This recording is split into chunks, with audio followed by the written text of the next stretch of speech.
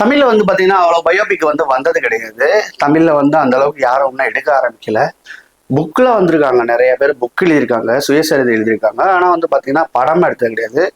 எனக்கு பொறுத்தவரை வந்து இந்த பாட்டாளி மக்கள் கட்சி தலைவர் டாக்டர் ராமதாஸ் ஐயா இருக்கார் இல்லையா, அவருடைய பயோபிக்கை வந்து சேரன் ரொம்ப இன்ட்ரெஸ்டா எடுத்து அதை பண்ணி ஆகுன்னு சொல்லிட்டு அதுக்கு வந்து பாத்தீங்கன்னா பூஜையும் போட்டிருக்காங்க. ராமதாஸ் ராமதாஸ் ஐயாட்ட வந்து பெர்மிஷன் கிடைச்சிச்சு.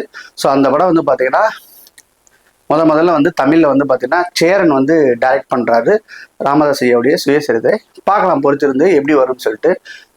சுயசரிதனாவே உண்மையான சம்பவங்கள்லாம் வரணும். இதுல எந்த அளவுக்கு உண்மையான சம்பவங்களை ஆட் பண்றாரோ அது தவிர பார்த்தீங்கன்னா டூரேஷன் வந்து அதிகபட்சமா ஒரு 2.5 மணி நேரத்திலிருந்து 3 மணி நேரம் போகலாம். அதுக்குள்ள எவ்வளவு விஷயத்த சொல்ல போறாங்கிறத நம்ம பொறுத்திருந்து பார்ப்போம். என்னை பொறுத்தவரை சேரனுக்கு வந்து இது வந்து கண்டிப்பா ஜெயிச்சாக வேண்டிய சூழ்நிலை இருக்கு. அதுல வந்து ஒரு உண்மை கதையும் கிடைச்சிருக்குது. சேரன் வந்து பாத்தீங்கன்னா ராமதாஸ் ஐயா வச்சு எடுக்க போறாரு இல்லையா அந்த படம், அந்த படத்தோட பேரு ஐயா.